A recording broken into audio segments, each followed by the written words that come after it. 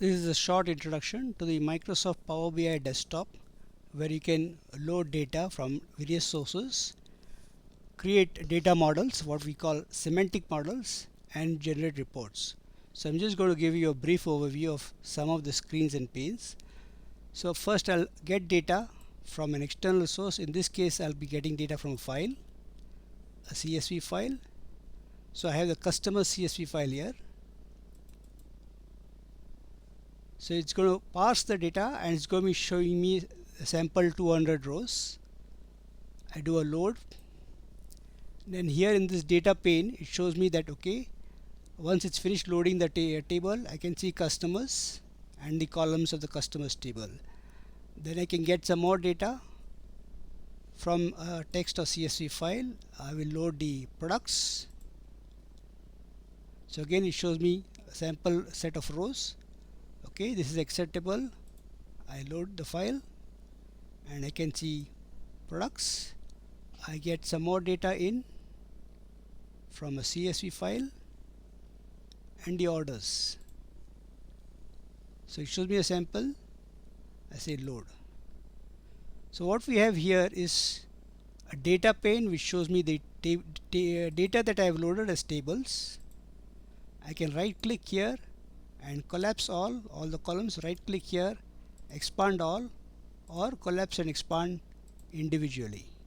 So these are the three tables I have loaded. Next I'm going to look at the data model. Now in this case, if I go to the model view that you see here,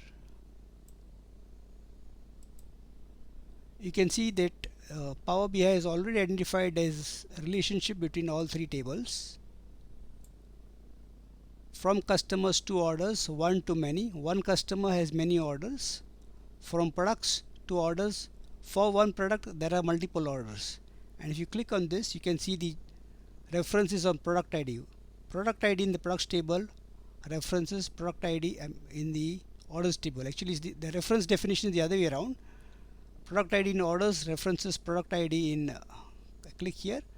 Product ID in orders references product ID in products. But the relationship is one to many from products to orders. See, if I select this, customer ID in orders references customer ID in customers. So one customer has multiple orders in the order table. This is defined based on, you look at the options for that data. Auto detect new relationships after the data is loaded. So it auto detects. It says okay, customer ID in customers table is the same as customer ID in the orders table, so I will auto detect a relationship. Or product ID in products table is the same, seems to be the same as product ID in the orders table, so I will load the relationship. It is not necessarily that your data will have proper relationships. Maybe the column names could be different, so it will not be able to create a relationship. But here with a simple model, it finds matching data. So it says okay, product ID here matches product ID in orders. Customer ID in customers matches customer ID in orders. If you hover on the table in the model view, you can see the table mode, a name, and storage mode is meaning that all the rows have been imported into my file. Similarly for products and customers. Then if I go to the table view here, I just scroll. So if I go to the table view and then I click on the customers, I can see all the customers. Click on orders, I can see all the orders. Click on products, I can see all the products. So this is the model view. In general, you may not have proper column matching, in which case there will be no relationship defined. So you might have to build a relationship, but that's not what I'm covering in this just simple introduction. And the table view. So then what you could do next is you could also format some information. For example, in the orders table, if you click on revenue, okay, then it shows you it is formatted as general. You could change the format to be a currency. Okay, so it becomes a currency here, and you can also change the number of decimal places also from auto to 2. So in the table view, this is where we see the column tools. If you were to go to the model view and I select orders, revenue, I will see that here in the properties pane. So in the properties pane, I have already set it to currency. It's a decimal number and 2 decimal places. So this is from the model view. If I go to the tables view, I see these properties of the revenue column here in the column tools. So that's how I define that revenue is a currency, that is, it will default to a dollar symbol, and it has 2 decimal places. Now I can create a hierarchy as well. So if I want to create a hierarchy of products, I click on category, I say create hierarchy. So it starts creating a new hierarchy here, category hierarchy. Let me go back to the model view. Okay, now I see the properties pane for the category hierarchy. So I have a hierarchy called category hierarchy, and if the first column, the top level is category. A hierarchy is like multiple levels where you can go drill down. Okay, so one category can have multiple products. So this is I'm building a category hierarchy. I want to add product name to the category hierarchy, so I just select product. I'm still in the category hierarchy, so the second column from this same table will be product name. So now I can see category hierarchy consists of category and product name. If I were to open this here,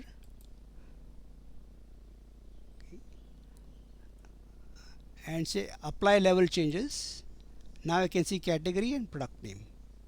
So that's how you build a hierarchy.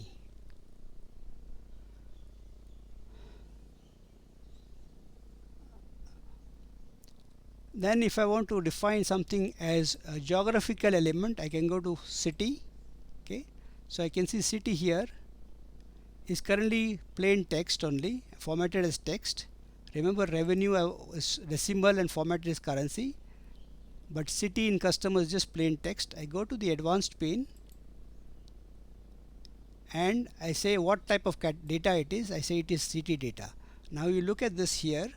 When I say change it to city data, you can see a globe icon, meaning that this is now geographical data.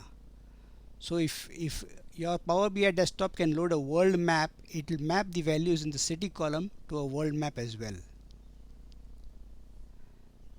So this is from the data modeling view. Now if I want to create a report, I go to the reports pane.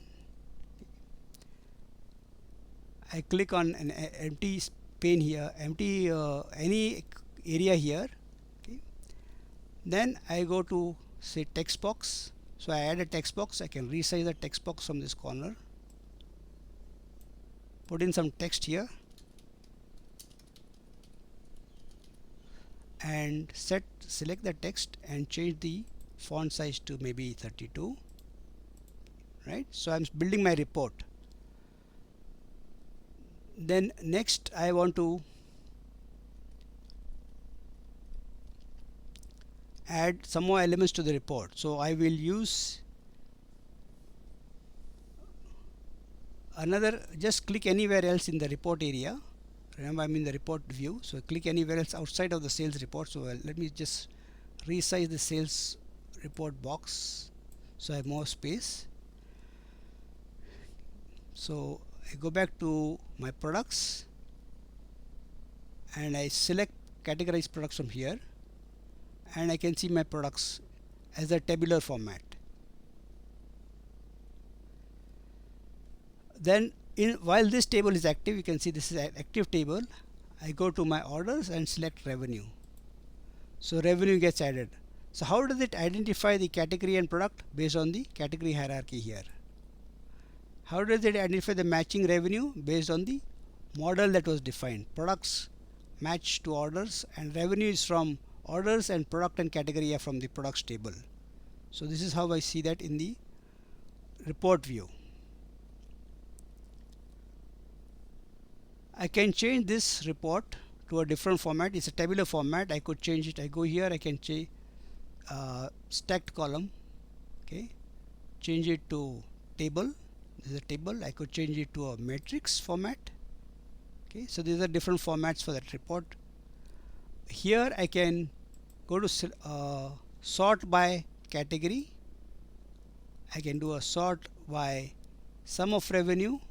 So now it's sorted by sum of revenue, and go and say sort by uh, uh, descending, or sort by sum of revenue ascending. So now you can see sum of revenue ascending.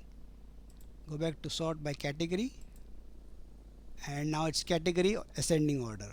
So this is my sales report. I could click on this and see the different products inside the category here.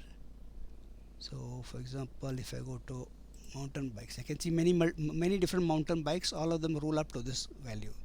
So this is my tabular format report. I can go back to stack column report as well here. I can allow drill down. So this allows me to drill down. I can drill down to the lowest level. Let me just expand this here. So you can see here mountain bikes, for example.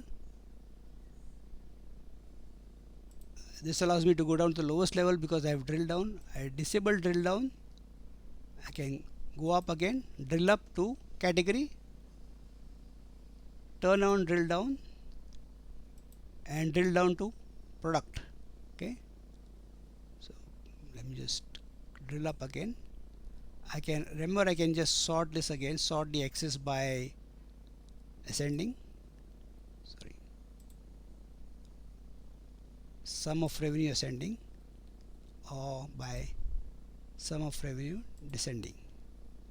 So this is how I have revenue by category, and if I want revenue by product, I can do that as well.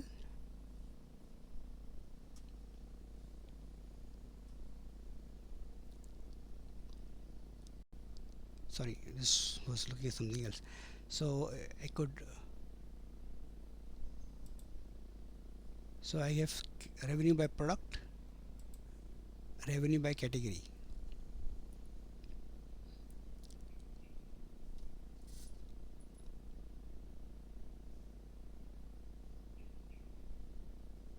Okay, so that's my revenue chart.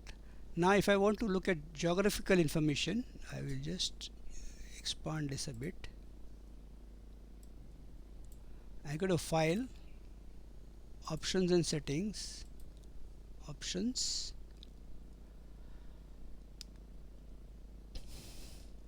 security. I allow it to use maps. So now I'm going to define another report here.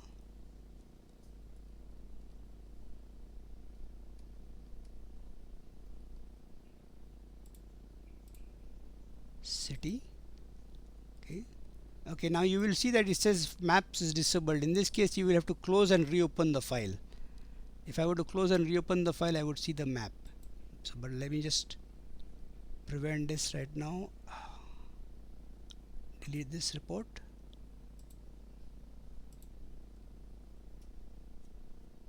I can also do a pie chart visualization. Move this down a bit. Go here, an empty area in the report pane.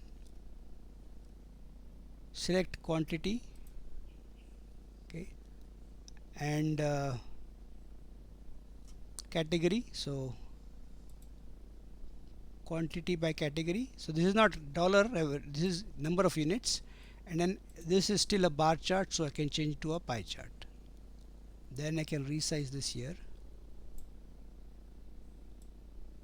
So that's how I can do that. This is just a quick demonstration model, because custom ID matches custom ID here, product ID matches the product ID here. So you have a pre-built model. Otherwise you would have to do a definition. You would have to define the relationship orders product ID many to one with products product ID, orders customer ID many to one customer ID. So one customer, many orders. Sorry, orders, I select this one. Orders product ID to product on product ID many to many orders to one product, or one product to many orders. And I can look at the tables again. I can select which table I want to see, I can select the report that I have defined, and then I will save this report.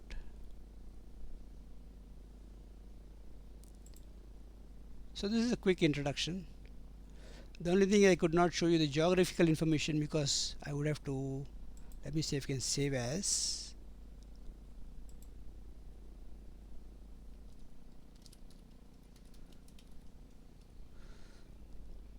And then I will close this and open it again. Open.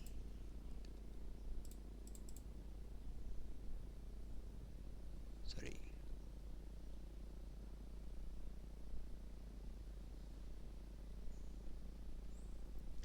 Let me just try to resize this. Go here, and now let me go to customers. City, sorry, did I click any empty area? City. So I have city, and now I have a geographical map, because I have to close and open it after I enable the map option and file options. So if I were to select any city here, let's move this here, you can see the both the charts change automatically along with it.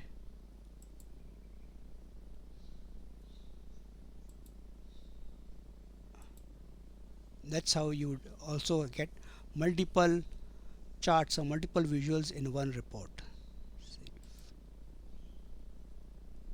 Oh yeah, because I had two copies of it open. That's fine.